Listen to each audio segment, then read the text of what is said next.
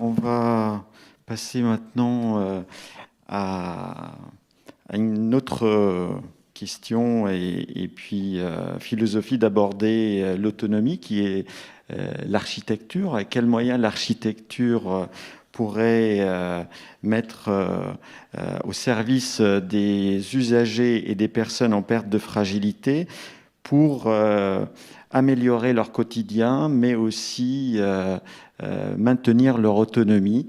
Donc, j'ai le plaisir d'accueillir Fanny Serrez, docteur en architecture, qui a beaucoup travaillé sur l'impact de l'architecture sur la qualité de vie en institution et qui va nous parler de la manière dont l'espace architectural constitue un bien-être à l'autonomie et pour les personnes fragiles. Et puis, elle va nous parler en particulier de l'exemple de certains dispositifs dans les pays nordiques et en particulier les logements assistés. Très bien, bonjour, merci à tous. Donc plusieurs choses sur cette intervention. Donc je suis architecte, en effet, docteur en architecture, ce qui est un peu une nouveauté puisque les écoles d'architecture disposaient jusqu'à peu, pas de recherche, en tout cas pas en France. Et c'est vrai que ma recherche s'est beaucoup portée sur comment est-ce que finalement, sur le rôle social de l'architecte et comment est-ce qu'on pouvait, en utilisant des méthodologies ou en développant des méthodologies d'evidence-based design, donc sur les mêmes questions, réfléchir à l'impact des lieux que nous construisons sur les personnes qu'ils accueillent. Donc aujourd'hui, je suis associée au sein d'une agence qui s'appelle Atelier A. Peut-être vous pouvez mettre la présentation. Qui est à Montpellier et qui est assez spécifique dans le sens où nous produisons de la recherche et nous accompagnons essentiellement les établissements dans leur transformation vers ce qu'on appellerait aujourd'hui une logique domiciliaire, même si ce terme est assez nouveau. Et ce qui est assez intéressant, en tout cas, il se trouve que, étant très friande de philosophie, qu'on m'a offert il y a quelque temps votre ouvrage, Cynthia, et que j'avais envie de faire de ce propos un petit temps de dialogue pour que vous puissiez aussi voir comment des choses qui ont l'air, j'allais dire, de l'ordre de la pensée, peuvent s'inscrire de manière très concrète dans nos murs et dans nos lieux. Donc mon intervention va se structurer en deux temps.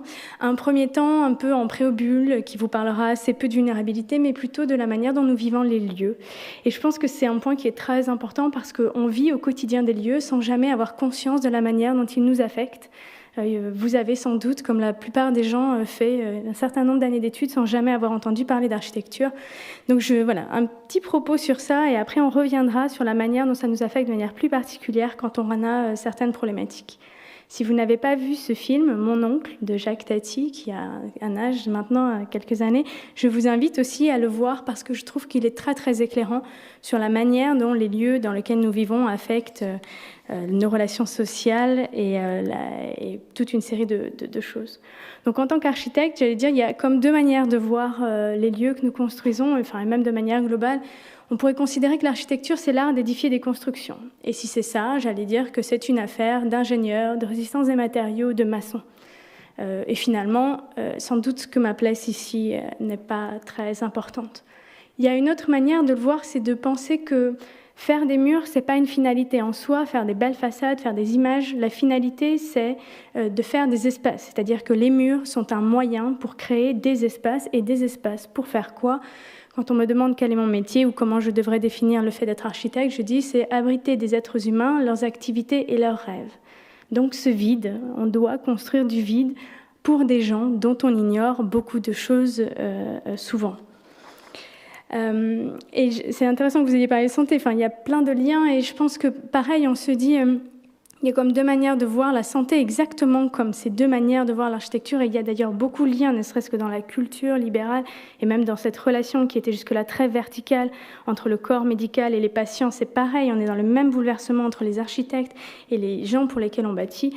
Donc cette santé, comment est-ce qu'on l'aperçoit ? Si ça n'est qu'une question d'absence de maladie, alors les architectes n'ont absolument rien à faire dans cette histoire.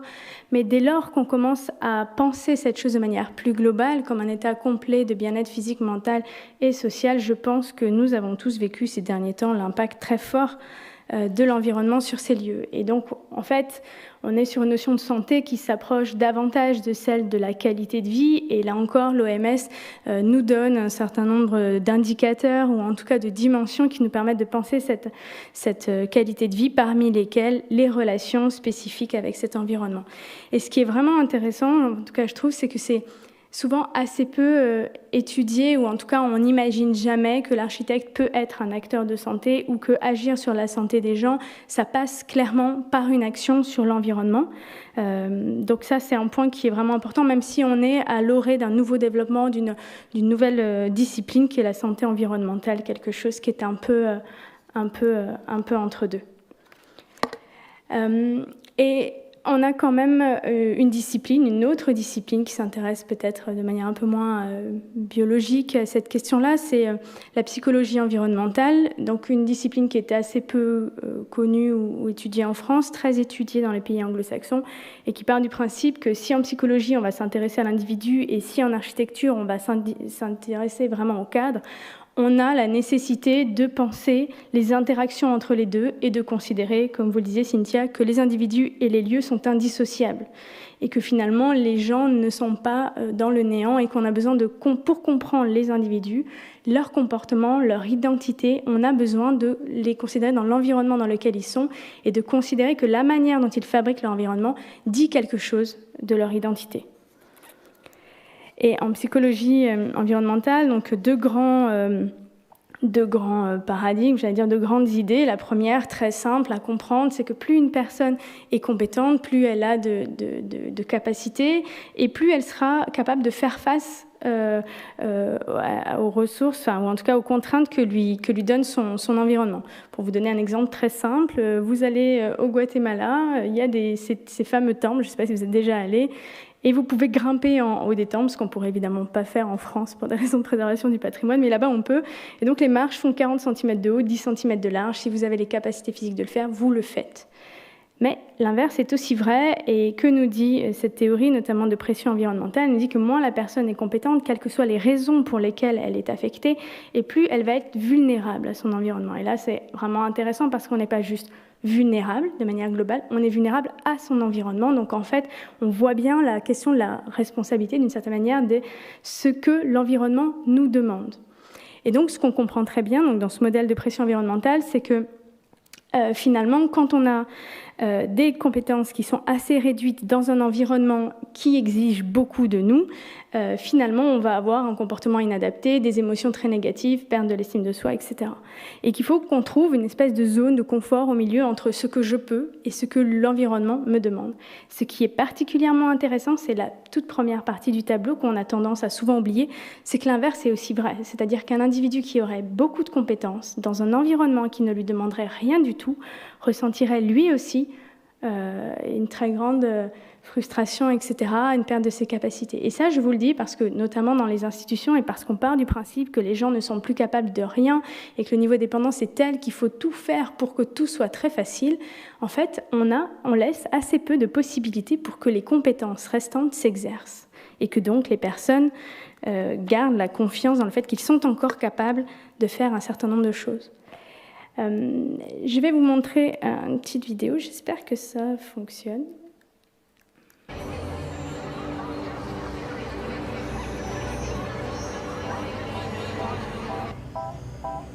Hello, I'd like to open a bank account.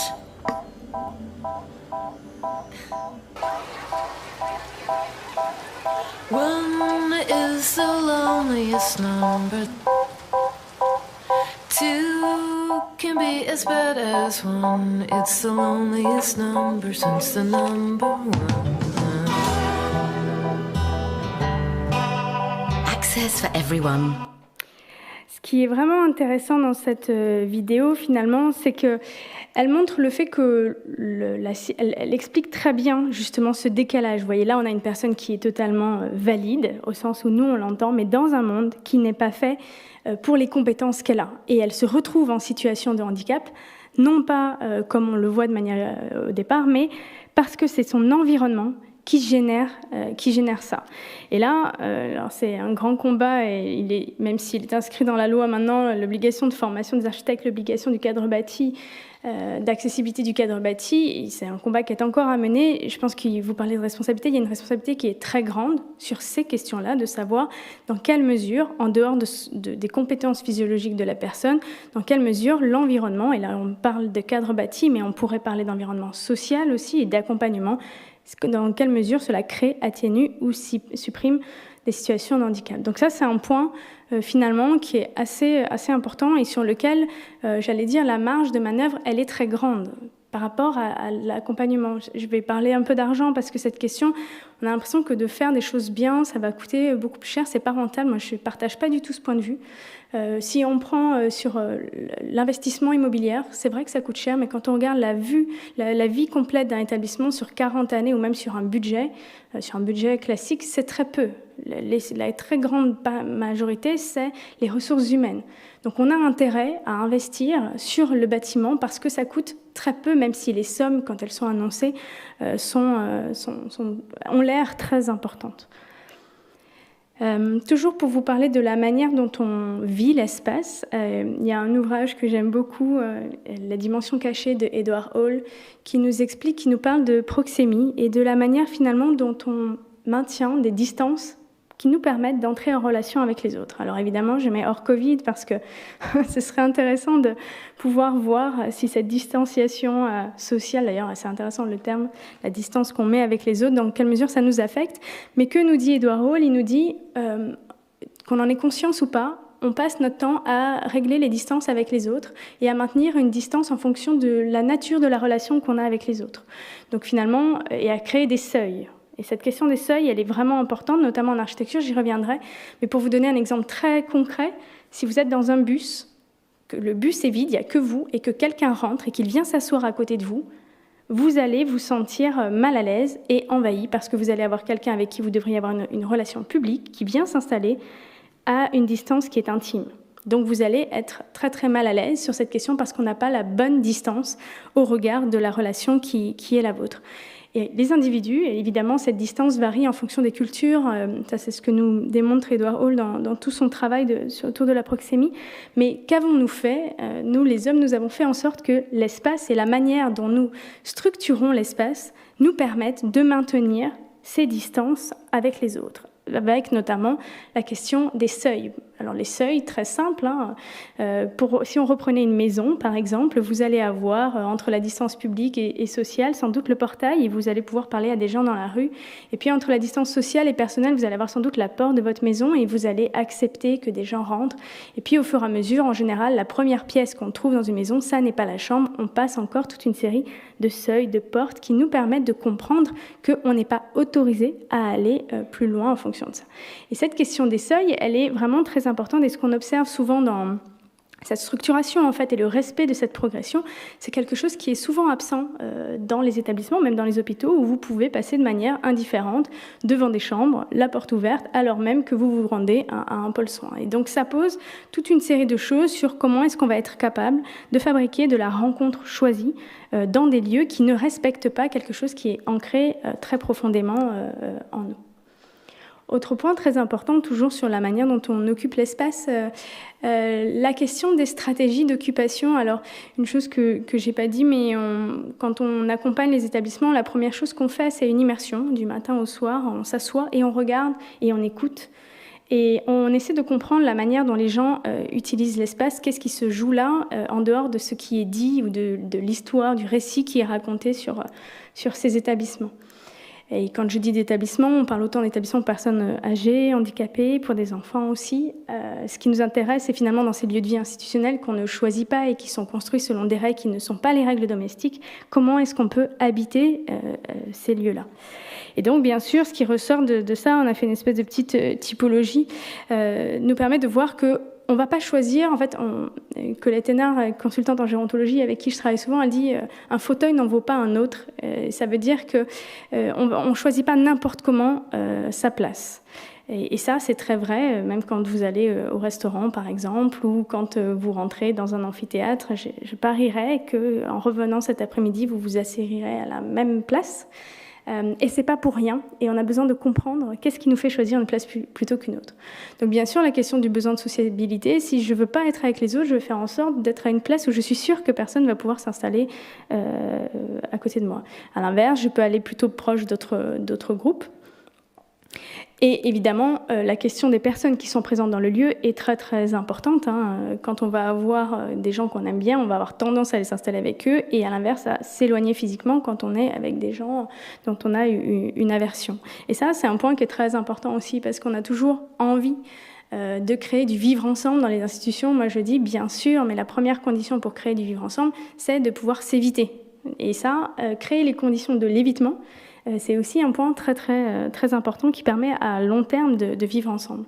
C'est peut-être vrai dans les maisons aussi. Je pense que certaines situations de confinement ont montré que c'était un peu nécessaire. Cette question aussi de la collectivité et de se dire on peut avoir besoin d'une distance plus ou moins grande avec la collectivité. Donc il y a des personnes qui veulent être un peu en dehors du groupe, mais dedans quand même. D'autres qui ont besoin de voir dehors et d'autres qui ont besoin d'être physiquement hors de la collectivité. Et ça suppose qu'il y ait une fenêtre ou une porte qui s'ouvre et qu'elle soit franchissable.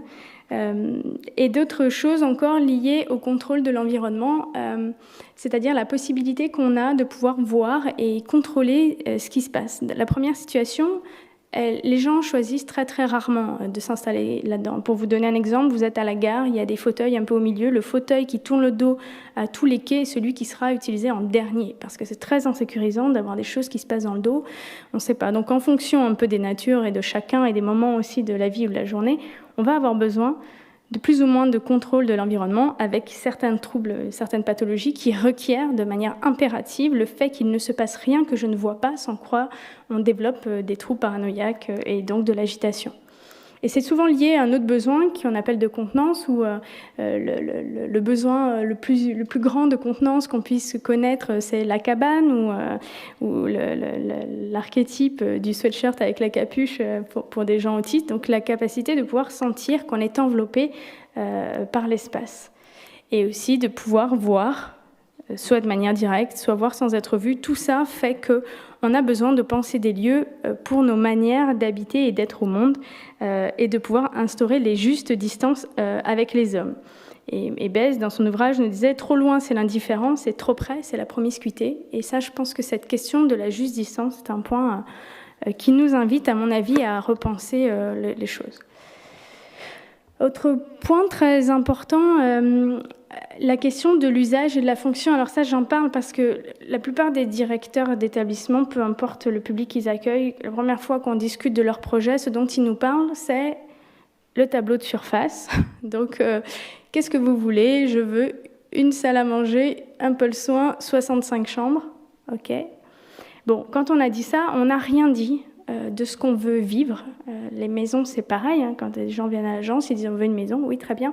La question, c'est comment vous voulez que les gens y dorment ou y mangent. Est-ce qu'on peut manger dans sa chambre? Où est-ce qu'ils reçoivent leur famille? En fait, de s'intéresser à la manière dont on va utiliser les lieux en dehors de la fonction qu'on peut lui attribuer. Et pour vous donner ces deux exemples très précis, la fonction d'un bus, vous voyez, c'est un bus, c'est de déplacer 51 personnes d'un point A à un point B à ce moment précis. L'usage du bus, c'est une table de pique-nique. Le muret, la fonction du muret, c'est d'empêcher que les feuilles rentrent dans le sas quand il y a du vent du nord. L'usage de ce muret, c'est le café du commerce. Et on a besoin de penser en termes d'usage parce que c'est ce que vivent les gens. Les gens, ils ne vivent pas le pôle soin. Les gens, ils vivent la manière dont j'attends, la manière dont qu'est-ce qui se passe, qu'est-ce que je vois quand j'attends, qui je rencontre, etc. Et donc, on perçoit l'espace de tas de manières. Je vous ai parlé du corps et du mouvement du corps, d'une certaine manière, dans les lieux. On le perçoit aussi par tout notre système sensoriel. Si je vois bien, 83% de ce que je perçois m'est donné par la vue. Mais la réalité, c'est qu'on perçoit aussi par le son. Vous savez, les yeux fermés, si vous êtes dans un restaurant, une église. Vous savez, les yeux fermés par l'odeur aussi, si vous êtes à l'hôpital, au restaurant ou dans une église. Et en fait, l'environnement nous donne toute une série de choses, parle à notre corps, et un sens qu'on ignore, ou en tout cas qu'on a moins conscience, c'est la peau. C'est quand même notre plus grand sens, plus grand organe sensoriel. Et alors là, on n'a pas de table, mais ceci, ça ne marcherait pas là. Mais concrètement, vous pouvez avoir une table qui fait croire à vos yeux que c'est du bois, avec un mélaminé, mais les mains posées sur la table, les yeux fermés, votre corps sait que ça n'est pas du bois. Et c'est pareil pour du cuir, et c'est pareil pour plein de choses. Notre corps nous donne toute cette façon de comprendre le lieu dans lequel on est. Et vous parlez tout à l'heure, Monsieur Aubry, de perception. Qu'est-ce qu'on perçoit? Il y a plein de choses qu'on perçoit et qui nous parlent du coup de confort. Et évidemment, tout ça n'est pas la même chose ici, au Japon, en Afrique. C'est très très modelé par la culture. C'est appris, cette question de l'interprétation qu'on donne aux signaux que nous recevons. Donc je vous ai parlé des sens et je vais vous parler du sens que l'on donne à ce qu'on voit, donc encore d'interprétation à la dimension symbolique, là aussi un point qui est très très important et on se rend pas toujours compte, mais on passe notre temps à interpréter tout ce qu'on voit. Et pour vous donner un exemple très simple, si vous voyez ces deux chaises et je vous demande laquelle est féminine, laquelle est masculine, vous pouvez répondre à ça alors même qu'a priori le genre n'est pas une caractéristique de chaise. Et ça peut aller beaucoup plus loin. Si je vous dis, vous voyez ces lignes, donc c'est l'abstraction la plus complète, laquelle est énervée, laquelle est stable, laquelle est joyeuse. Vous pouvez répondre à ça alors qu'on est au stade ultime. Donc on fait ça tout le temps et on n'en a pas forcément conscience. Et je crois qu'on a besoin d'apprendre à regarder nos lunettes. Parce qu'on parlait tout à l'heure de changer nos représentations, mais ça demande d'abord de réfléchir à qu'est-ce qu'on voit et comment on se comporte face à ce qu'on voit. Et par exemple, vous voyez ces fauteuils-là, si je m'assois là, je suis qui? Vous pouvez répondre à ça aussi. Et là, et là, et là, est-ce que vous allez me regarder de la même manière? Est-ce que vous allez penser que j'ai les mêmes compétences? Est-ce que vous allez me proposer la même chose à manger? Est-ce que vous allez me parler de la même manière? Je suis sûre que non. Et le simple fait qu'on ait déplacé nos fesses là, de 30 cm fait que tout ça va changer. Et que jamais, jamais, jamais, j'imagine que dans le fauteuil de gauche, on proposerait à la personne qui est assise là des pâtes mixées, par exemple. Je vous parle de ça parce que c'était la chose récemment. Donc c'est un point qui est très important et qui nous intéresse en tant qu'architectes sur finalement ce que les lieux disent de nous et la manière dont ils peuvent finalement nous stigmatiser dans les difficultés qu'on rencontre. Et il y a un travail très grand à faire pour comprendre qu'est-ce qui est adapté, tout en faisant en sorte que cela ne dise rien d'autre de nous que le fait que c'est sans doute chouette d'être assis là. Et un point un peu plus grand encore qui m'intéresse particulièrement, c'est la question des émotions et la manière dont on peut ressentir des choses un peu plus grandes. Alors on pourrait parler d'émotions esthétiques, mais je pense qu'on a à réfléchir sur comment, est-ce que les lieux peuvent nous toucher, nous émouvoir. Et donc on est capable, par l'architecture, et des architectes consacrent leur vie entière à fabriquer ces lieux, d'émouvoir les personnes. Et on est capable aussi, de la même manière, de fabriquer des émotions très très négatives par l'espace. Et si on re-regarde qu'est-ce qui génère tout le stress et tout ce qu'on déteste dans le métro, eh bien on peut reprendre tout ce que je vous ai montré avant. Vous vous retrouvez dans des distances intimes avec des gens que vous ne connaissez pas. La lumière, elle est trop forte, le bruit, il est trop fort. En fait, on peut reprendre tout ce qu'on a dit là. Vous ne choisissez pas votre place, etc. Vous ne pouvez pas contrôler votre environnement. Tout, finalement, est fait pour générer cet inconfort. Et de mon point de vue, en tout cas, il me semble qu'il y a un vrai enjeu pour que les architectes, et puis pas que les architectes, ceux qui commandent de l'architecture, parce que la responsabilité, elle est partagée. Un architecte ne peut pas forcément répondre à une question qui lui est mal posée. Quand on lui demande que des mètres carrés, il fabrique des mètres carrés, mais on a à faire une commande qui soit beaucoup plus exigeante et qui soit plus humaniste, d'une certaine manière, en tout cas qui s'intéresse à toutes ces questions-là. Donc ça, c'était un petit préambule. Et vous verrez, ça aidera le propos qui suit et qui s'intéresse à réfléchir à l'architecture comme support d'accompagnement. Notamment dans les établissements. Et alors, ce qui est assez intéressant dans les établissements, et puis là, je pense que ça a été encore plus renforcé avec la crise sanitaire, c'est qu'il y a quelque chose, même si on n'aime pas trop le dire, de l'ordre de l'institution totale, dans le sens où la totalité des besoins des personnes sont satisfaits à l'intérieur de l'institution et où il n'est pas nécessaire d'en sortir pour avoir... Donc tout y est, en fait. Donc, et non seulement tout y est, mais en plus, le plus souvent, la prise en charge est globale. Et donc, la responsabilité est totalement déléguée à quelqu'un d'autre. Et donc, une fois qu'on a fait tout ça, on se dit, bon, Très bien, mais maintenant on aimerait que les gens y regagnent un peu d'autonomie dans ce système qui finalement, au départ, n'est pas fait pour ça, mais il est fait pour prendre en charge de la dépendance. Et ça génère, et je rejoins tout à fait ce que disait le professeur Aubry, un certain nombre de dépendances et de troubles et de problématiques qui invitent à un certain nombre d'innovations. Première problématique dans ces établissements qui sont souvent grands, c'est les personnes se perdent. Donc en fait, en même temps, quand vous avez 80 chambres avec une salle à manger, par exemple, comment je retrouve ma chambre et que toutes ces chambres sont identiques, évidemment. Alors on peut considérer que les personnes ont des troubles cognitifs, et c'est sans doute le cas, mais on pourrait être soi-même très confus, et souvent les professionnels nous le disent, hein, bah, tiens, nous aussi on se perd. Donc, premier type d'innovation, de transformer ces lieux pour qu'ils soient un peu moins hospitaliers et puis pour qu'on repère facilement. Donc là, on se dit super, et je pense que vous êtes d'accord avec moi que c'est plus joli que l'hôpital. Mais imaginez une seconde cette structure qui est faite pour des personnes qui ont des troubles cognitifs. Donc, je suis ici, j'ai un certain nombre de troubles qui m'empêchent d'interpréter de manière correcte toutes les informations que je reçois.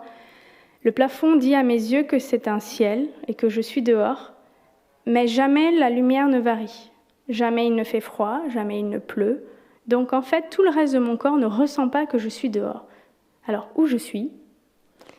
Ça, on est sur un principe qui s'appelle de dissonance cognitive, c'est-à-dire qu'en fait, on a deux informations différentes qui nous arrivent par naissance et on ne peut plus interpréter de manière cohérente l'environnement dans lequel on est. Donc ça pose un certain nombre de questions. Autre innovation, alors... grande problématique, la problématique de la fugue. Alors c'est intéressant le terme qui est employé aussi. Donc beaucoup d'établissements rencontrent ce problème et se disent comment on peut faire pour qu'ils arrêtent de fuguer. Alors les études scientifiques démontrent que dès lors qu'on dissimule la porte, le risque de fugue tombe à 0. Donc c'est très très efficace. Et alors... oui, et en même temps ça me pose moi un certain nombre de questions pour avoir été en immersion très souvent dans les établissements. Et on entend des gens donc, qui déambulent. Moi, je vois plutôt souvent qu'ils errent à la recherche de quelque chose, ils errent. Et des gens qui disent « mais je suis bien rentré par quelque part, il y a forcément une porte ». Donc ça pose un certain nombre de questions. Et là, on se dit « bah oui ». Et puis, il faut imaginer aussi que ces portes s'ouvrent à certains moments. C'est-à-dire qu'au moment où on fait ça, on part du principe que tout le monde va rentrer par téléportation, mais pas du tout. Hein. Les portes de l'ascenseur s'ouvrent, des chariots en sortent. Enfin, donc, il y a quand même ces moments où on a ces gens qui ont une perception troublée de la réalité et qui voient la bibliothèque s'ouvrir, le chariot sortir, tout ça. Et ça donne des choses qui sont sans doute assez proches de l'hallucination. Et tout à l'heure, le professeur Aubry disait comment consentir quand il est très difficile de comprendre. Donc, comment consentir à l'enfermement ? Moi, je dirais, même quand on comprend, hein, et je pense qu'on l'a tous vécu, et ça pose un certain nombre de questions, notamment aux troubles qu'on rencontre et qui sont fabriqués par l'enseignement. Et puis, pour sourire un peu, vous avez sans doute vu, maintenant, voilà, même les animaux, même les chevaux rentrent parce que voilà, c'est compliqué de sortir. Et donc, vous voyez, l'ascenseur de l'hôpital s'ouvre, un cheval en sort, rien d'anormal. Imaginez une seconde que c'était la bibliothèque s'ouvre, le cheval en sort, et les gens qui racontent après l'après-midi à leurs enfants ou en visio, mais tu sais pas quoi, un cheval est sorti de la bibliothèque. Et donc là, on se dit, bon, on est très proche de l'hallucination, hein, quelque chose qui est tout à fait étonnant. Et vous avez peut-être vu ça. Ça ne fonctionne pas, la vidéo. Est-ce que quelqu'un en régie peut lancer On va aller faire le voyage, monsieur Lost. Alors, je vous remets le ticket de train. D'accord ? Ah oui. Billet en main, Marcel Lost, 82 ans, s'apprête à partir pour un voyage mémorable. Résidant dans cette maison de retraite de Valenciennes, il est atteint de la maladie d'Alzheimer. Derrière cette porte, c'est toute une gare qui a été aménagée. Du guichet aux valises, tout pour donner à Marcel l'illusion du départ. Il va pas tarder. Accompagné de son aide-soignante, il embarque pour un voyage fictif de 15 minutes. Et il part quand ? Il va partir, là. Tout est prévu jusqu'au paysage qui défile. Marcel est ravi. D'ordinaire renfermé, il entame ici la conversation naturellement et les souvenirs remontent. Aucune destination pour ce voyage organisé. Ce décor de théâtre est en fait un dispositif médical très précis. Il y a un protocole d'éligibilité et un protocole de mise en place de la thérapie pour le résident et une mesure des effets que peut avoir la thérapie sur le comportement du résident. On est arrivé. Il est arrêté là, on l'a à peine entendu. On est arrivé. Depuis sa mise en place il y a 4 mois, on constate que les capacités de concentration des résidents augmentent pendant la thérapie. À bord du train imaginaire, une résidente est capable par exemple de lire spontanément quelques pages alors qu'elle ne lit plus une ligne habituellement. Cette structure semble stimuler l'activité cérébrale.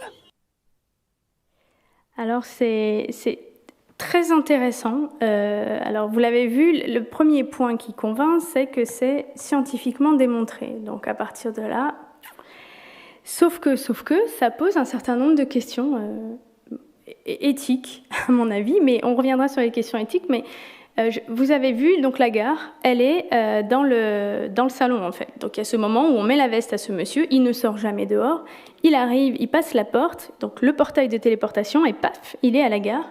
Vous avez peut-être vu aussi qu'il y a des horaires de train qui sont affichés, qui sont fixes, et puis une horloge, elle, qui est réelle. Et en fait, le train ne part pas à l'heure, puisqu'évidemment, on ne prend pas le train. Et il y a ce moment, à la fin, où il dit « Tiens, il s'est arrêté, là, on ne l'a pas entendu. » Je ne sais pas si vous avez... Il est surpris que le train s'arrête, parce que quiconque a déjà pris le train ressent, sait, enfin, n'importe qui dort dans le train se réveille au moment où le train s'arrête, parce que tout vibre, parce que ça fait beaucoup de bruit. Et là, c'est que l'écran qui s'arrête. D'ailleurs, il y a eu d'autres vidéos, c'est intéressant, où il dit « Mais il est drôlement silencieux, ce train. » Donc, vous voyez, et donc ça crée un petit trouble, et après, il sort de là, le plus fou quand même, je ne sais pas combien de fois vous avez pris un train et vous êtes arrivé exactement à l'endroit où vous êtes parti, il y a quelque chose de l'ordre de la boucle temporelle, et paf, il est dans son salon. Et vous voyez, d'ailleurs, c'est le minimalisme total. D'ailleurs, le couvert dressé sur la table est absolument effarant, hein, il n'y a absolument rien. Donc nous, on se dit, qu'est-ce qui est efficace dans cette histoire ? Est-ce que c'est le train qui est magique, comme le dit la journaliste, ou est-ce que c'est le fait que pendant 15 minutes, il y a un soignant qui enlève la blouse, qui se met et qui a le droit, parce que c'est thérapeutique, de se mettre dans ce train et de discuter de choses et d'autres avec un monsieur dont elle a pris le temps de lire l'histoire de vie pour lui. Voilà. Qu'est-ce qu'on évalue vraiment ? Et qu'est-ce qu'on est en train de faire ? Et qu'est-ce qu'il y a derrière ? Moi, ce qui m'intéresse, c'est pourquoi on fait ça ? Parce que les gens défoncent la porte. Pourquoi ils défoncent la porte ? Parce qu'ils veulent sortir. Et pourquoi est-ce qu'on ne fait pas en sorte qu'ils puissent sortir ? Donc il y a beaucoup de choses à réfléchir, et je pense que ce qui serait vraiment intéressant derrière ça, c'est voilà, quelles sont les représentations qu'on a derrière ce genre de propositions pour les personnes. Et le plus étonnant, c'est qu'une fois qu'on a fait tout ça, eh bien, on est capable de mettre en place d'autres encore innovations dites thérapeutiques, comme les ateliers de cuisine thérapeutique, les animaux thérapeutiques et le jardin thérapeutique. Et là, le plus fou de l'histoire, c'est que même les choses banales, c'est-à-dire faire à manger, caresser un chat, cultiver une tomate, devient anormal, étonnant pour des gens, parce que le discours qui est employé autour de ça est étonnant. Par exemple, on ne dit pas « venez, on va cuisiner », on dit « vous venez participer à l'atelier cuisine thérapeutique, madame machin ». Elle dit « ben non, qu'est-ce que c'est ça ?» Et pour vous donner un exemple sur le fameux chat, j'étais une fois dans une unité protégée et je vois qu'il y a un chat, et donc je dis à une dame qui était à côté de moi « ah, et vous caressez le chat ?» Elle me dit « non, pas du tout, je touche pas au chat ». Alors je lui dis « ah bon, mais vous êtes allergique aux poils de chat ?» Elle me dit « mais non, mais il est thérapeutique, vous savez, comme ces chevaux-là. Et moi, je suis pas malade, alors je touche pas au chat. » Donc c'est vraiment intéressant, ces questions spatiales. Et ça pose plein de questions qui nous disent est-ce qu'on a le droit de faire ça ? Moi, je vous dis, à l'agence, on dit non, mais on nous commande ça tous les jours, on résiste, et on invite nos maîtres d'ouvrage à revoir, s'ils n'ont pas vu, Vol au-dessus d'un nid de coucou, hein, qui présente très bien une personne saine d'esprit qui devient totalement aliénée par l'institution, son fonctionnement, ses lieux, ses rythmes. Et là, donc, on travaille ces derniers temps sur cette notion de iatrogénie environnementale. On se dit que peut-être pour convaincre le corps médical, il faut qu'on emploie leurs mots. Mais ça rejoint tout à fait ce que vous décriviez, Cynthia, dans votre ouvrage, la notion développée par Jean Houry de pathoplastie, de ce milieu qui peut rendre malades ceux qui y sont. Et ça, on le voit au quotidien, et ça rend, si seulement, j'allais dire, si ça rendait malade que les gens qui sont déjà, mais non, ça rend aussi malade les professionnels. Et on aboutit très très vite, et ça, une grande partie des projets qu'on accompagne, et c'est les mots des directeurs eux-mêmes, sont des projets de réhumanisation. C'est assez intéressant, et de voir comment, au début, un environnement iatrogène, et quand je parle d'environnement, je dissocierai jamais, vous verrez dans mon propos, la question physique et sociale, parce que c'est comme deux côtés d'une même pièce, c'est-à-dire un environnement qui a été conçu en premier lieu pour une organisation du travail sectorisée et séquentielle. On constate que ça, première des choses, et dès qu'on commence, des personnes rentrent en établissement, parce qu'ils sont tombés, ils se sont fait le col du fémur, parce que leur logement n'est plus accessible, etc. Et tout d'un coup, on prend en charge la totalité des aspects de leur vie, y compris ce qu'ils étaient encore capables de faire. Ça s'appelle la prestation socle. Moi, je trouvais ça assez étonnant. Mais donc, très bien, vous pouvez encore laver votre linge, mais non, ça inclut. Vous pourriez vous faire manger, non, ça, c'est pas possible. Donc, en fait, les gens, au bout de 3 semaines, sont totalement dépossédés de toutes les choses qu'ils faisaient au quotidien. Et puis, une fois qu'ils font plus rien, on fait des ateliers occupationnels, on fait revenir le kiné pour les réaider à marcher, etc. Bon. Mais tout ça demande un certain nombre de temps. Donc, la dépendance augmente. Les gens ont moins d'autonomie. Du coup, les professionnels, ils ont moins de temps puisqu'ils ont plus de dépendance à prendre en charge. Ça se solde souvent, et on l'a vu beaucoup, par de la contention, par moins de vie sociale et par une grande perte d'estime de soi des résidents. Et cette contention se solde très souvent aussi par une augmentation de la dépendance qui elle-même augmente la charge de travail. Et on a des situations qui, entre l'épuisement de la non-traitance, alors voilà, maltraitance, je ne sais pas, mais de la non-traitance, on en voit au quotidien, et je pense que c'est un point qui est très important, et qui se solde par une perte clairement du sens de la vie des professionnels et une perte de sens au travail. Et donc qu'on me dise, on a fait ce premier choix au début parce que c'était rentable, moi j'y crois pas une seconde, parce que, en tout cas je me dis, il faut faire le calcul de manière un peu différente, un coût global, combien ça coûte l'épuisement professionnel, combien ça coûte l'absentéisme, combien ça coûte le turnover, et combien ça coûte les maladies professionnelles. Et puis après, on devrait regarder ça de manière un peu différente pour inverser cette chose-là. Et la crise sanitaire nous a comme révélé tout ça. C'est-à-dire que nous, ça fait longtemps qu'on dit ça, mais tout d'un coup, ça a apparu aux yeux de tout le monde.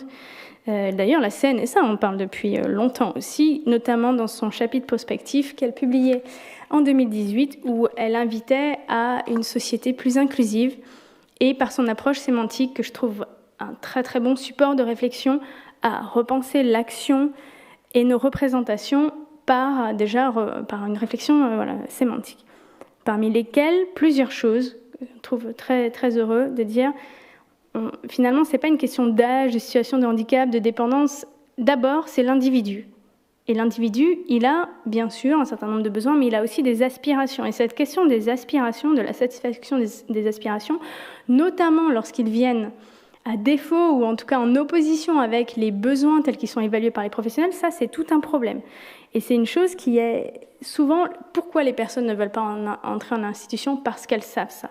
Elles savent que si elles ont besoin, par exemple, on peut avoir besoin de faire un régime, mais décider, avoir envie de manger des frites, chez moi, je peux le faire. Je peux manger mon chocolat, je peux faire ce que je veux, je peux avoir besoin de dormir, mais ne pas aller me coucher. Et là, tout d'un coup, ces besoins vont être évalués selon une grille par d'autres. Et donc, vous voyez, toute une série de choses, parmi lesquelles l'idée que jusque-là, on pensait des établissements d'hébergement, et le terme hébergement n'est pas neutre, à un chez-soi, une réponse domiciliaire. Donc ça, 2018. Sur quoi se fonde ce chapitre? Sur la revue de la littérature internationale, notamment, si la recherche sur ces sujets-là est assez peu développée en France, comme je vous le disais, c'est plutôt une question institutionnelle, enfin le doctorat en architecture n'existait pas avant 2005, elle est très très présente dans les autres pays, dans l'evidence-based design notamment, et où il a été scientifiquement démontré qu'un environnement domestique, parmi d'autres critères que vous voyez, comme des lieux qui offrent de la possibilité de choisir, avait un impact important sur la qualité de vie des personnes accueillies. Et donc leur qualité de vie, c'est leur santé. Et plus récemment, si ces choses-là vous intéressent, on a la chance d'avoir ce World Alzheimer Report 2020 qui est accessible librement en ligne et qui vient d'être publié notamment par Fleming Bennett et John Zeisel, qui nous font une espèce de revue globale en 2 volumes. Un premier, tous les grands principes de conception des lieux pour les personnes atteintes de troubles cognitifs, avec des points clés et des objectifs à atteindre. Et là encore, cette question des environnements domestiques, home-like environments, comme ils disent, donc comme à la maison, apparaissent. Et cette notion aussi de compréhension sensorielle, vous vous souvenez, je vous parlais de dissonance cognitive, de dire on doit faire des choses qui sont ce à quoi elles ressemblent, qui sont faciles à comprendre, faciles à percevoir, faciles à interpréter. Des choses normales en fait. Et ça, c'est tellement compliqué de faire des choses ordinaires en institution, de faire simple, et pourtant ça a beaucoup de sens.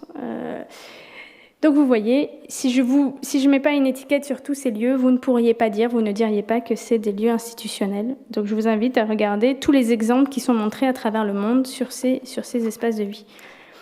Et finalement, l'appel, il est de dire que la question de l'autonomie, c'est-à-dire de pouvoir faire les choix qui me concernent, et pour moi, je pense qu'on peut être et autonome et dépendant, c'est-à-dire que je peux choisir la manière dont je suis aidée, je peux choisir la manière dont je peux vivre avec. C'est pas l'un et le pendant de l'autre. Et d'ailleurs, j'ai trouvé qu'à partir du moment où on a décidé d'employer le terme de perte d'autonomie à la place de dépendance, c'était quand même pour le coup une vraie perte d'autonomie, de considérer que parce que les gens ont besoin d'aide, ils peuvent plus décider pour eux-mêmes. La première chose, c'est de pouvoir décider où est-ce que je peux habiter. Et pour qu'on fasse un vrai choix, il faut mettre en place des solutions désirables. Quand on programme des établissements avec les directions, avec les équipes, avec les résidents, la première chose, c'est qu'on se mette tous d'accord au début qu'on ne fera rien dans lequel on n'irait pas vivre nous-mêmes. Si c'est pas assez bien pour moi, c'est pas assez bien pour eux, parce qu'il n'y a pas de différence entre moi et eux. Il n'y a pas, comme vous disiez, les vulnérables et les autonomes. Donc c'est parce qu'on va avoir des offres désirables partout qu'on va pouvoir faire un vrai choix. Et une fois qu'on a fait ça, se dire très bien, mais comment on fait ça pour que les gens ils se sentent chez eux? Parce que quand vous êtes chez vous, c'est très simple. Nous, architectes, pour le coup, qu'est-ce qu'on fait? Les murs. Et c'est les gens eux-mêmes qui font le chez-soi, le home. C'est les personnes qui fabriquent ça. Mais là, tout d'un coup, on doit se fabriquer ça pour d'autres, pour qu'ils se sentent chez eux. Donc c'est très compliqué. Donc on a besoin de réfléchir à quoi ça tient, comment on fait ça, comment on le fabrique.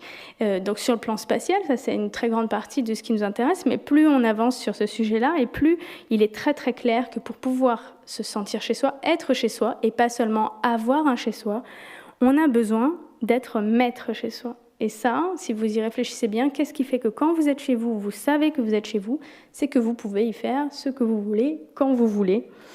Et que ce que vous appeliez redonner de la souveraineté aux individus, ça passe aussi par ça. Donc. Et finalement, c'est de réfléchir sur tous ces lieux de vie institutionnels, où on met le curseur, quelles vont être les valeurs premières. Qu'est-ce qu'on veut faire? Est-ce qu'on veut faire d'abord un espace de travail dans lequel il y a des résidents qui vivent, ou est-ce qu'on veut faire un espace de vie dans lequel il y a des professionnels qui travaillent? Qui est chez qui, en somme? Et ça, c'est vraiment intéressant d'entendre les professionnels qui parlent de leur service. Ils disent « chez moi, ça se passe comme ça ». Alors là, c'est très clair, que c'est chez eux, ça se passe comme ça. Donc les règles, elles sont dictées par les soignants. Donc qui est chez qui? Et ça demande une acculturation qui est très grande. Et ce qui est très difficile, c'est d'avoir des professionnels qui ont été formés pour travailler à l'hôpital et de leur dire « bon, maintenant, il va falloir changer tout ça ». C'est beaucoup plus simple dans le champ du handicap, où finalement, on a une culture qui est plus éducative et sociale, où on n'a pas une si grande acculturation, un si grand chemin. Mais vous voyez, aller sur cette question d'habitat, et quel que soit le lieu d'ailleurs, aux valeurs de fonctionnalité, on va lui préférer la domesticité, aux valeurs de soi, on va préférer la valeur de vie quotidienne, aux valeurs de standardisation de la personnalisation, et le rapport ne sera pas soignant-patient, mais habitant-aidant.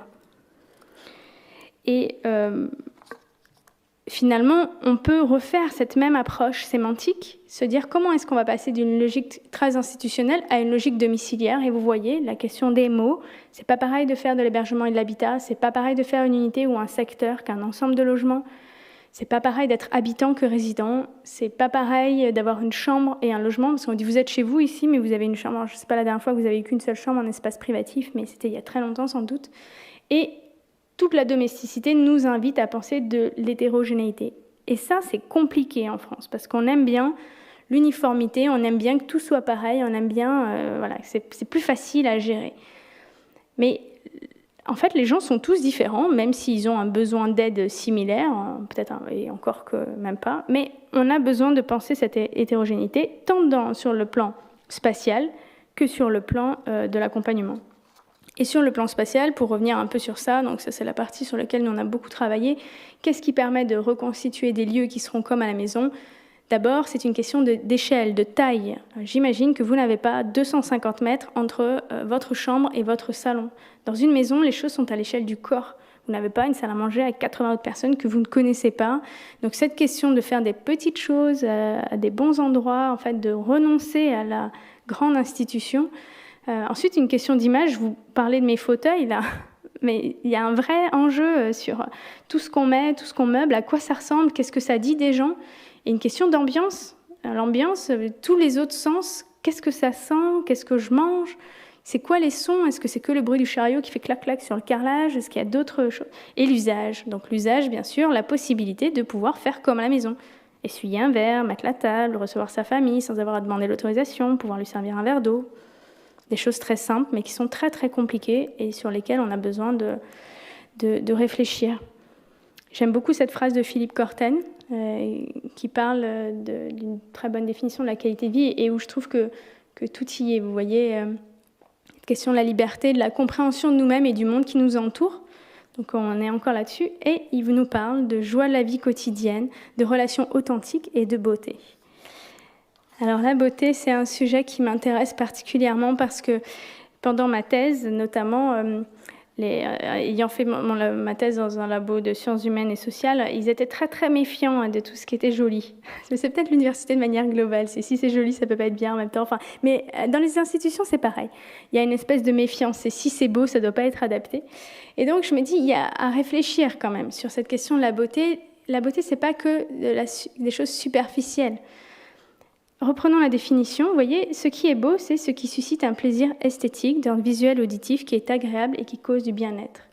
Moi, je ne comprends pas qu'on n'utilise pas plus la beauté, finalement, comme levier pour la santé des individus, puisqu'on est bien en train de parler de ça. Et ce qui est intéressant, c'est que quand on parle de beauté, et si vous tapez beauté sur Google, vous ne voyez que des gens très heureux. La beauté est en réalité une promesse du bonheur. Et c'est ce que nous apprend Alain de Botton dans son ouvrage « L'architecture du bonheur » que je vous recommande très très chaudement, qui nous explique que finalement, quand on qualifie de belle une œuvre architecturale ou de design, c'est qu'on reconnaît en elle une expression des valeurs essentielles à notre épanouissement. Qu'est-ce qui fait que vous trouvez que ces lieux sont beaux? Ça n'est pas la couleur du coussin, c'est pas le rapport entre la hauteur et la largeur, c'est qu'on se dit « qu'est-ce qu'on serait bien là ?» Qu'est-ce qui ferait bon vivre là? On y voit la possibilité de notre épanouissement, la promesse du bonheur. On ne dit pas que la promesse sera tenue, hein. C'est comme avec une belle femme d'ailleurs, mais on se l'imagine. Et ça déjà, alors voilà, est-ce que c'est beau, hein? Est-ce que quand on voit tous ces lieux-là, on se dit « oh là là, je me vois bien vivre là, je vais m'épanouir, c'est sûr ». Je vous parle de cet établissement qui est l'Institut Élio-Marin à La Benne, qui nous contacte en 2017, après sa reconstruction. Ça, c'est tout neuf, ça vient d'être livré. Il dit on voulait faire une maison, et on s'est trompé en fait. Oui. Et donc, ils nous disent on voudrait, et vous voyez, c'est intéressant, humanisation des soins.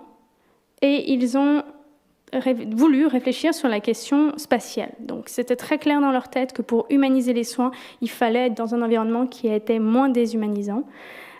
Et donc, voilà, on a commencé avec eux 4 unités qu'ils appellent psychogériatriques qui cochent toutes les cases de la bonne unité Alzheimer. On rentre par une petite porte dérobée là-haut, à côté des locaux techniques. On a un bon espace de circulation de déambulation circulaire autour d'un patio, un bureau des soignants orange au milieu, vitré à 360 degrés, et puis la salle de vie en bas, des chambres autour. Bon, et quand on y est, parler de toxicité du milieu, je peux vous dire que c'est magique.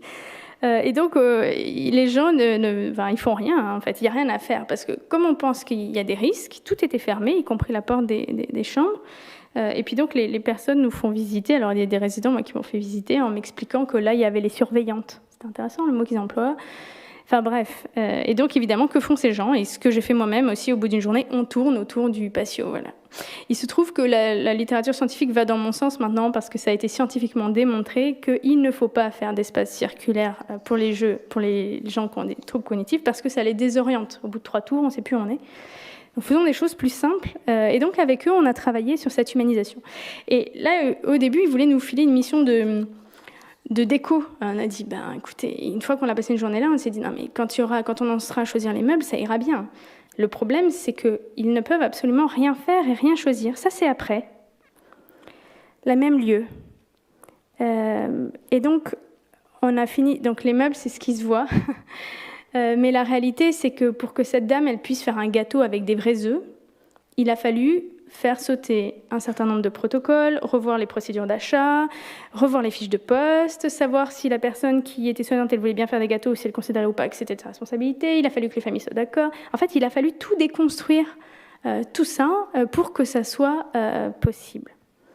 Et donc là, la question de la responsabilité et de l'acceptation du risque, en fait, le partage des responsabilités est venu finalement remodeler pour que ça soit possible et pour qu'on fasse un vrai support à la vie quotidienne et pas un décor, pas quelque chose qui fait semblant, pas le décor de théâtre qui fait croire aux gens qui seront chez eux pour qu'ils soient vraiment chez eux. Il a fallu toucher à tous les aspects de l'institution.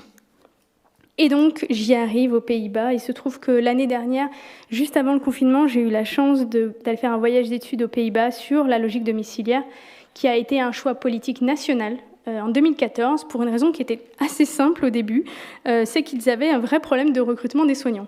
Donc en fait, une démographie qui leur permettait plus d'avoir des soignants, avec un besoin de soins qui était très grandissant, et ils se sont dit, mais il faut qu'on change de modèle, en fait. Il faut qu'on arrête de faire des structures médicalisées, parce qu'on n'a pas les moyens de ça. Et donc il faut qu'on révise la manière dont on perçoit le soin et la santé, et qu'on aille plus vers du social care, et finalement, ce ne soit pas tellement la question de la qualité technique du soin qui soit la valeur primaire, mais la qualité de vie et le fait que les gens continuent à se sentir chez eux. Et donc, la première chose qu'ils ont mis en place, c'est un choix national et collectif de l'acceptation du risque et la fin de la prestation socle. Ça, je vous le dis parce que moi, je suis très intéressée par ce sujet-là. Ils ont dit, c'est fini l'institution totale, il va y avoir des logements, je vais vous montrer, d'un côté, et les personnes auront un bail avec un bailleur social et il va y avoir une offre d'accompagnement intégrée d'un autre côté avec une convention de soins. Donc c'est un espèce de PAC, n'empêche que ça délimite très clairement le domaine d'intervention de chacun et que entre les deux, au milieu, qui est responsable? La personne elle-même.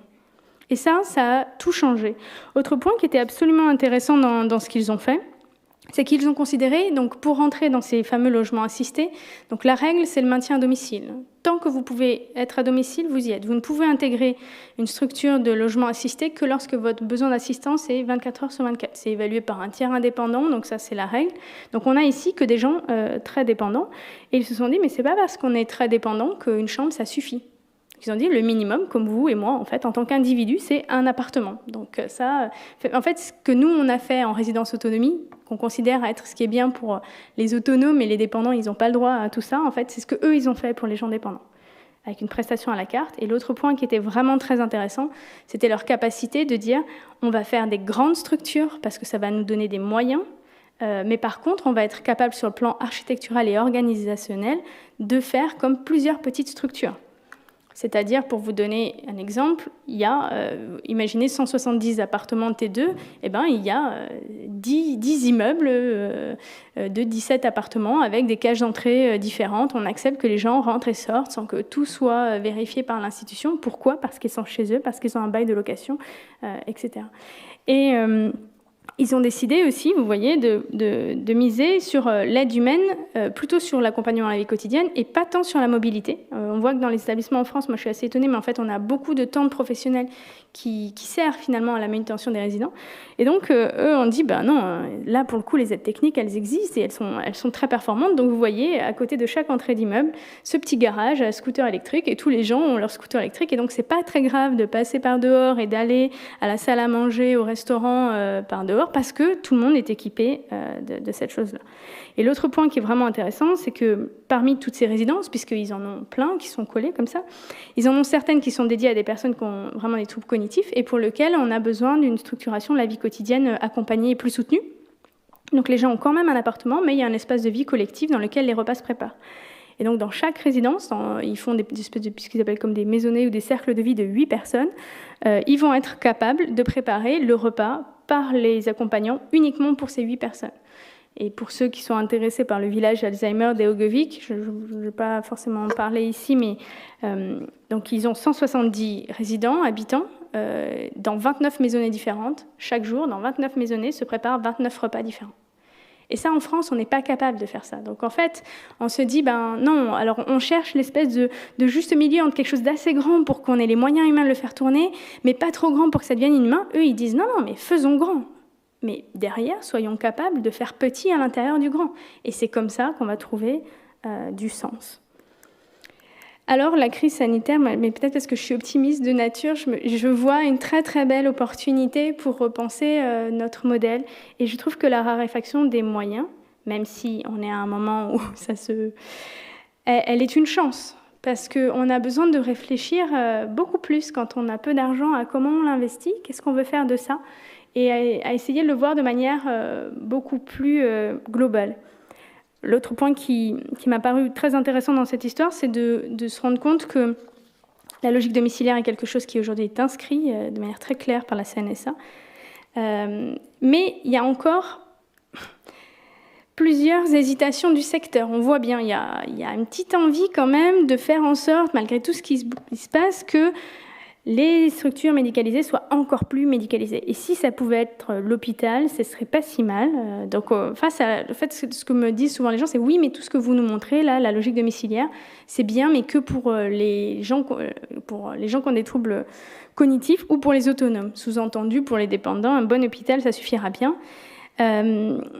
Et pourtant, moi, je suis très, très convaincue qu'on peut avoir un très haut niveau de soins, et de technicité dans le soin, mais considérer que pouvoir continuer à habiter quelque part, c'est essentiel de toute manière. Et par rapport à ça, je trouve qu'on a un très bel exemple sur le territoire français, qui est la maison à Gardanne, dont vous avez peut-être entendu parler, qui est un centre de soins palliatifs qui s'est détaché de l'hôpital de Marseille, justement dans cette idée que ça ne pouvait pas être que soigner le corps, et qu'on a besoin de s'intéresser à beaucoup d'autres dimensions.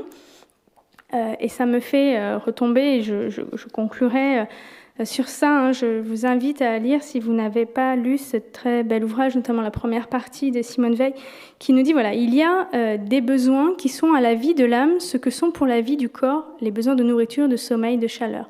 Elle en cite un certain nombre, parmi lesquels reviennent beaucoup de choses qui, à mon avis, moi je rêve, alors peut-être qu'on fera un papier bientôt sur ça, sur la révision de l'action médico-sociale à l'aune de la satisfaction de ces besoins de l'âme. Parce que, si vous voyez ce qu'elle dit, c'est très clair, s'ils ne sont pas satisfaits, l'homme tombe peu à peu dans un état plus ou moins analogue à la mort, plus ou moins proche d'une vie purement végétative. Elle dit ça en 1949, on a un terme scientifique pour parler de ça aujourd'hui, ça s'appelle le syndrome de glissement. On est là. Et encore une fois, je pense qu'on a beaucoup de choses à imaginer sur ça si on est capable de sortir d'une vision morale, c'est-à-dire de ce qui est bien pour les gens. Pour moi, préserver ou soutenir l'autonomie des personnes, c'est avant tout ça, c'est-à-dire les accompagner dans ce qu'ils veulent vivre, eux, même si moi je trouve que c'est pas bien, même si moi je voudrais pas vivre ça, même si... Et ça, je pense qu'on a un vrai travail collectif à faire sur l'acceptation de l'altérité pour qu'ils puissent se sentir chez eux. Et si ces choses-là vous intéressent, on publie pas mal de choses ces derniers temps, y compris sur l'habitat inclusif. C'était pas le sujet là, mais on pourrait en reparler. Et on tient notamment un blog qui s'appelle Un monde à part, chronique de l'absurdité institutionnelle.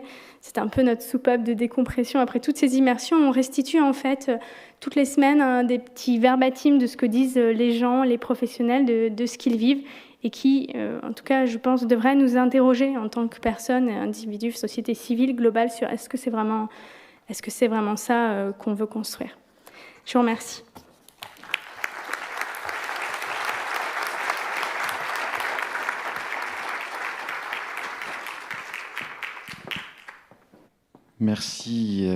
Merci beaucoup Fanny. On peut vous écouter des heures entières. Et à chaque fois que j'ai le plaisir de vous écouter, je suis impressionné par cette recherche de l'interaction entre l'environnement et l'humain. Et donc c'est très agréable, et puis surtout ça nous change un peu notre idée des architectes, hein, où effectivement, même si vous dites que on a ce qu'on a demandé, mais parfois effectivement peut-être aussi, mais j'imagine que tout le monde ne fonctionne pas pareil, mais en tout cas avoir cette approche assez profonde, hein, et puis je dirais même parfois très basique, et revenir à l'essentiel, ça nous aiderait dans la conception des EHPAD et puis des institutions de demain. Donc moi je sais que vous avez beaucoup travaillé sur le poids de la réglementation dans les établissements médico-sociaux. À votre avis, comment on peut accompagner nos directeurs d'établissements médico-sociaux pour sortir de ce poids de tout rendre sécurité au détriment de l'autonomie et du choix des résidents, que ce soit pour les personnes âgées, mais aussi pour les personnes handicapées. Oui, alors la question de la norme, c'est quelque chose qu'il est très facile de brandir quand on ne veut pas faire quelque chose. Et ma profession, je plaide coupable, hein, elle aime beaucoup ça. C'est-à-dire que quand il y a un maître d'ouvrage qui lui demande quelque chose qui l'embête un peu, c'est très facile de dire c'est pas aux normes. Et donc, fin de la discussion. Et je pense que c'est très facile dans tous les sens. Même de dire aussi le cadre technique, de dire ça aux équipes, les soignants, de dire ça aux personnes accueillies et à leurs proches. Donc la norme, c'est un point qui m'a beaucoup intéressée parce qu'on s'est rendu compte que c'était un principal frein. En tout cas, c'est ce qui empêchait ne serait-ce que de se poser des questions. Tout ça, c'est bien joli, mais c'est pas aux normes. Donc par rapport à ça, on a fait, parmi nos travaux de recherche, on a été obligé de déconstruire ou en tout cas de clarifier ce qui était clairement la norme, pour pouvoir avancer sur ces sujets-là, puisqu'il y a beaucoup de choses. Aujourd'hui, on a accompagné une 50aine d'établissements sur le territoire français avec la norme telle qu'elle est aujourd'hui et sans dérogation. Donc, 1, c'est possible. Et 2, je vais commencer par vous dire une chose qui est très simple mais qu'on oublie souvent, c'est qu'en France, la loi est opposable. Ça veut dire que tout ce qui n'est pas formellement interdit est autorisé. Je tiens à le rappeler parce qu'on voit bien qu'en établissement, c'est comme l'inverse. C'est tout ce qui n'est pas formellement autorisé est interdit. Et ça, je pense que c'est le premier frein. Donc moi, quand les gens me disent « on ne peut pas faire ça », la première question, c'est « pourquoi ?» C'est pas aux normes. Quel est le texte? Et quand on commence à chercher les textes, on se rend compte que tout ça n'est pas aussi clair et que le secteur médico-social, notamment, s'est battu à la fin des années 90 pour un affaiblissement de la norme. Ça a donné lieu à la création du type J. Donc, vous m'excuserez si je jargonne un peu, mais grosso modo, avant, il n'y avait que le type U, c'est-à-dire le type des hôpitaux. Et tous les établissements médico-sociaux étaient considérés comme des hôpitaux en termes de sécurité incendie. Parce que les directeurs sont montés au créneau en disant « mais tout ça, ça nous empêche de faire beaucoup de choses ». Donc les hôpitaux sont très contraints en matière de sécurité incendie, surtout parce que quand on a de l'oxygène dans les murs, en fait, le risque inflammable est très grand. Et donc, il faut que toute une série de choses soient à coupe-feu, etc. Donc arrive le type J. A priori, tous les établissements qui n'ont pas de SSR ou de fluides médicaux sont classés type J. S'ils ne le sont pas, ils doivent le demander, ils y ont droit. Et ce type J, qu'est-ce qu'il dit? Une chose qui est très simple, c'est la chambre des résidents et le domicile des personnes. Et à ce titre, aucune contrainte en matière de sécurité incendie ne s'applique. Et ça, alors j'ai quelques dépliants, là, je pourrais en reparler. Ça veut dire qu'ils peuvent mettre leur drap, leur matelas, leur couette, leur housse, leur rideau, tout.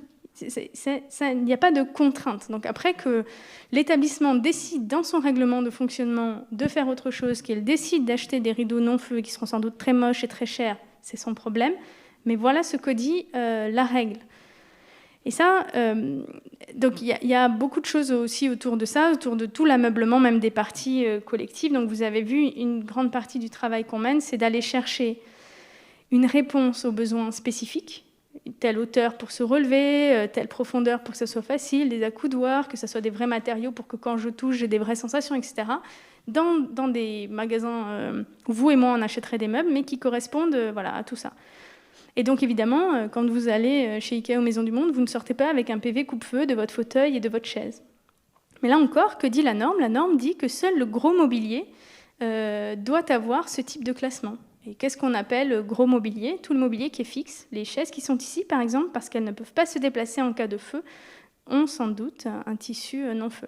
Ces chaises-là n'ont absolument aucun besoin d'être... Donc tout ce qui se déplace n'est pas soumis en matière de sécurité incendie. Et pour tout ce qui se déplace pas, les bibliothèques, les banques d'accueil, les très gros buffets, alors là, on se dit pareil, deux options. Soit vous avez un PV de coupe-feu, soit vous dites... On a en France un classement conventionnel qui nous dit que dès lors que le bois fait plus de 18 mm d'épaisseur, vous pouvez tout à fait utiliser du bois. Et c'est comme ça que vous avez sans doute vu, même dans des hôpitaux, sans doute les anciens mobiliers des sœurs de la Charité avant, hein, la personne n'est jamais étonnée de voir que ces meubles sont encore là alors qu'il y a eu la commission de sécurité incendie.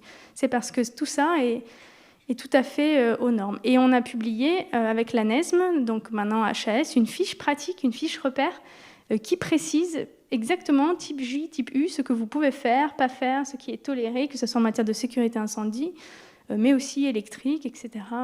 Donc on peut le faire. Je pense que la première chose, on dit pour tout projet, c'est 3 questions. 1, qu'est-ce que je veux faire? Ça, c'est l'essentiel. Et ce qu'on veut faire, ce n'est pas un établissement aux normes. Ça, ce qu'on veut faire, c'est que les gens ils puissent continuer à se sentir bien et être chez eux jusqu'au bout de leur vie. 2, pourquoi on veut le faire? Parce que nous, on voudrait bien pouvoir vivre dans ces lieux-là quand ça nous arrivera, parce que c'est ce qu'on souhaite pour nos proches, parce que c'est ce qu'on souhaite de manière globale. Et après, comment on le fait? Et cette question des moyens, du comment, c'est là qu'on a besoin d'expertise et de compétences. Moi, quand je dis toujours, on me dit oui, mais tout ça, ça coûte cher. Ça ne coûte pas plus cher, mais ça demande plus de temps. De réfléchir, de se mettre d'accord, d'aller chercher des choses, de sortir de nos idées reçues, de tous les stéréotypes qu'on peut avoir sur ce qui est bien pour les gens. Moi, les gens me disent toujours, vous êtes experte? Non, en fait, on ne sait pas. Et pourquoi on fait de la recherche? Mais parce qu'on ne sait pas. Enfin, pourquoi on s'intéresse à ce que publient nos collègues sur la base de l'evidence-based, etc. Parce qu'on doit avouer qu'on ne sait pas ce qui est bien pour les gens. On doit l'apprendre au quotidien, ça. Parce que nos bâtiments, alors l'accompagnement, vous pouvez réviser. On peut changer l'organisation, mais nos murs, ils vont être bâtis pour 40 ans. Enfin, vous voyez, la responsabilité, elle est immense, même si on peut faire des travaux, etc. Je ne sais pas si je réponds à la question. Non, mais tout à fait d'accord. Et puis effectivement, on peut aller au-delà de l'aspect bâtiment. Vous avez parlé des œufs frais, on les a supprimés parfois pour des raisons de sécurité alimentaire. Et du coup, tout est... Après, on se plaint que les résidents ne mangent plus ou ils n'ont plus ce plaisir de manger comme avant. Et donc, je pense que ça nous ouvre sur d'autres contraintes qu'il faudra effectivement revoir pour permettre aux futurs résidents de vivre comme chez eux en plein... Mais ça, c'est possible dès aujourd'hui. Hein. Les œufs, alors les œufs, c'est toujours la photo qui fait... en sécurité incendie, on a une obligation de moyens. Ça veut dire que vous devez tant d'extincteurs, de désenfumage, etc. En sécurité alimentaire, en hygiène, on a une obligation de résultat. Ça veut dire que vous devez faire en sorte que les gens ne s'intoxiquent pas. Et là, donc l'obligation de résultat, c'est très différent. Et là, que dit après la règle? La règle, elle est plutôt, c'est pas vraiment une norme, c'est un process. La démarche HACCP, c'est pas une norme, c'est une démarche, vise à nous aider à aller vers ce résultat. Et ça, par rapport aux œufs, donc il y a quand même un affaiblissement du code de la restauration collective qui nous dit que quand les personnes qui consomment le repas participent à leur préparation, les règles de préparation collective ne s'appliquent pas. Et ça veut dire que vous pouvez avoir tout ce que vous voulez, des œufs, de la viande, etc., tant que vous respectez un certain nombre de règles assez minimales, notamment d'avoir un échantillon 100 grammes pendant 5 jours au frigo, au cas où il y ait intoxication, qu'on puisse tracer la source. Et moi, je connais des établissements comme ça qui fonctionnent avec des unités de vie où ils préparent leurs repas, tous les repas sur leur lieu. Eh ben, ils ne sont pas soumis parce que comme les gens participent, même de manière passive, ils sont autour de la table, les règles ne s'appliquent pas. Donc voilà, c'est possible. C'est plutôt rassurant. Ouais. Alors, si vous voulez bien, si vous voulez poser quelques questions dans la salle, on peut vous passer le micro. Si vous voulez réagir directement, avant de... Oui, monsieur. Attendez, le micro qui arrive.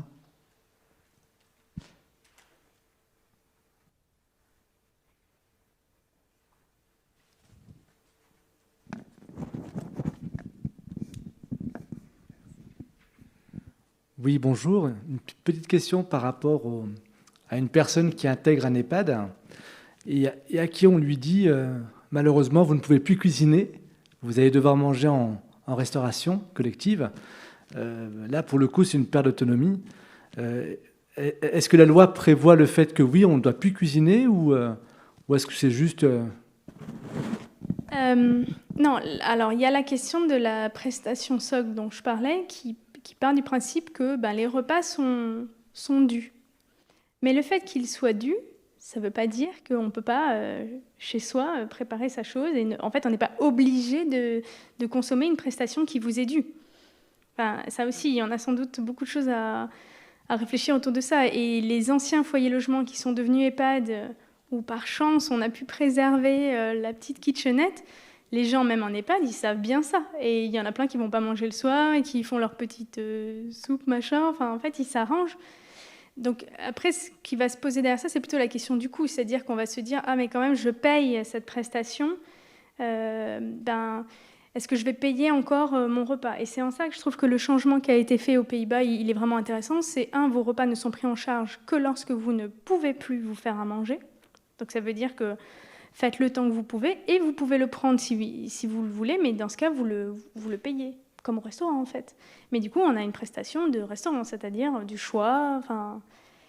Et ça, on a du travail à faire là-dessus, parce que tout ce que les gens continuent à faire pour eux-mêmes, on voit bien, par exemple, sur la question de la dénutrition, les taux de dénutrition ne sont pas du tout les mêmes à domicile et en établissement, alors même à niveau de dépendance égal. Donc on a sans doute plein de choses à imaginer. En fait, c'est comme si le mieux est l'ennemi du bien, vous voyez. J'ai l'impression que d'une certaine manière, on a voulu tout satisfaire, tout combler, mais ça, c'était sans compter sur la diversité des gens et des situations. Et il y a des tas de personnes qui sont en EHPAD, pas forcément parce qu'elles sont grabataires, même si c'est ce qu'on veut nous faire croire. Moi, j'en vois plein sur des territoires ruraux qui sont parce qu'elles sont très isolées, parce qu'elles ont une maison où il n'y a pas de chauffage l'hiver, pour des tas d'autres raisons, en fait. Et donc, il y a de la souplesse à créer, je pense, pour individualiser ce qu'on propose. Et puis, pour compléter ce que vous dites, c'est que à force de concevoir des EHPAD pour des personnes dépendantes, on n'accueille que des personnes dépendantes, puisque ceux qui ne sont pas dépendants, ils ne viennent pas. Donc, à réfléchir aussi, effectivement, dans cette conception-là, effectivement. D'autres questions dans la salle ?